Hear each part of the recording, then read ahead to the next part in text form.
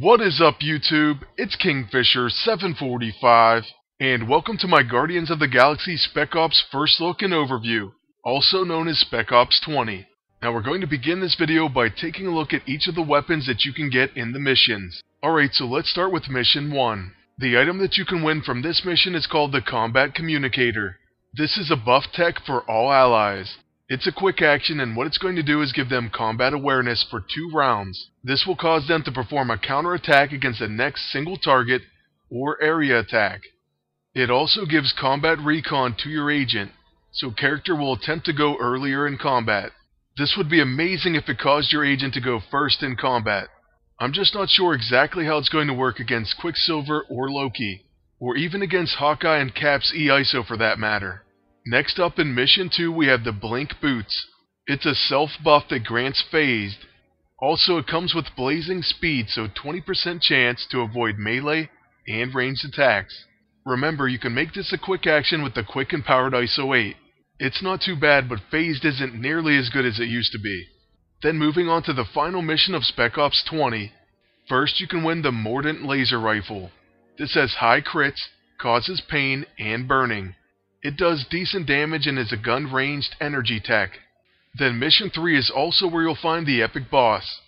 This looks like where you'll get one of the pieces to the brand new Galactic set. It's piece 3 of 4, and it's called the Galactic Crusher. It does massive damage, and it also causes staggered. Then when you get 1 cosmic energy, it adds dizzy. 2 it adds off balance, 3 impaired, 4 cornered, and with 5 cosmic energy it adds exhausted and winded. Now this is the way that sets should be made. I'm sure that the other pieces really add to this, but it doesn't rely on them. Instead, the Galactic Crusher unlocks additional things just by getting cosmic energy. The best part is there are already other ways in this game to accomplish this, so maybe individual pieces of this set will actually be usable, and if so, I really hope they continue this trend. Now let's move on to the taskbar. We know the first item is going to be a PvE item, and it's going to be our first research. The Cosmic Power Cell does have a nice PvP bonus, 4,202 offense and defense. It also does apply a cosmic energy, but unfortunately this won't work in PvP. So basically outside of the armory, you're pretty much going to sell these. Next we have the blueprint for the Kinetic Blade Mark 1.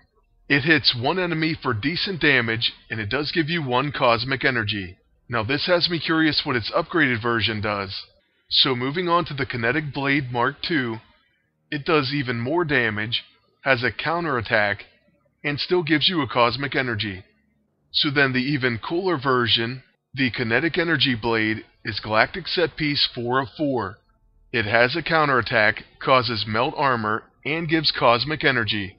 By the way, if you haven't noticed, there's a ton of tech items in Spec Ops 20. This is kind of dangerous because obsolete tech will completely shut them all down. So that's just something to bear in mind. Now we're going to look at the most important prize of the Spec Ops. That's the brand new character Star-Lord. He is an infiltrator like most of us guessed, and he does have a leather jacket, so he's always in style. Then moving on to his other passives, he has I Have a Plan. Chance to grant an extra turn and a morale boost when an ally attacks or is attacked. That's pretty amazing. Of course it's going to depend on the proc rate, but that is definitely an impressive sounding passive. Next we have Legendary Outlaw. Chance to counterattack enemies with opportunity debuffs when they attack an ally, and the chance increases if the ally is another member of the Guardians of the Galaxy, but it affects the new Guardian uniforms only. Well, that's another really great passive ability. I for one can't wait to see all the Guardian uniforms.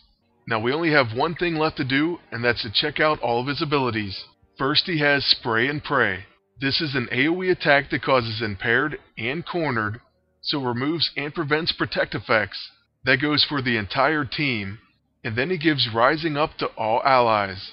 This is great for any character with Finest Hour like Groot, or really for anyone because they're incredible buffs. Next for his level 2 we have Trick Shot.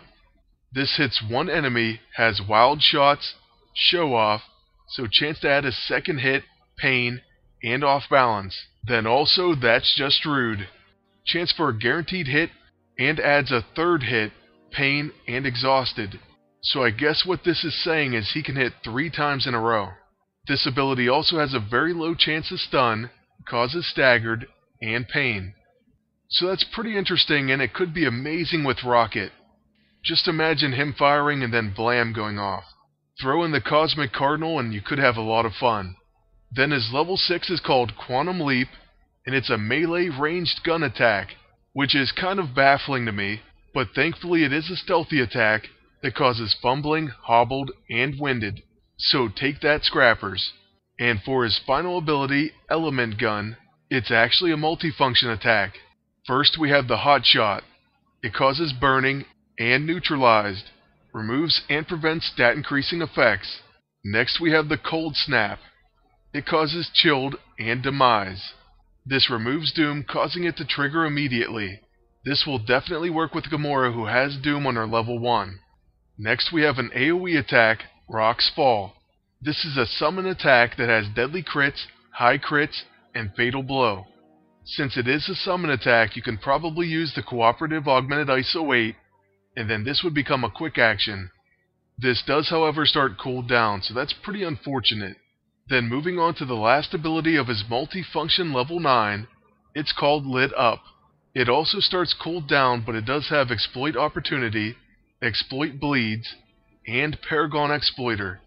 If you were looking for his big damage ability, look no further.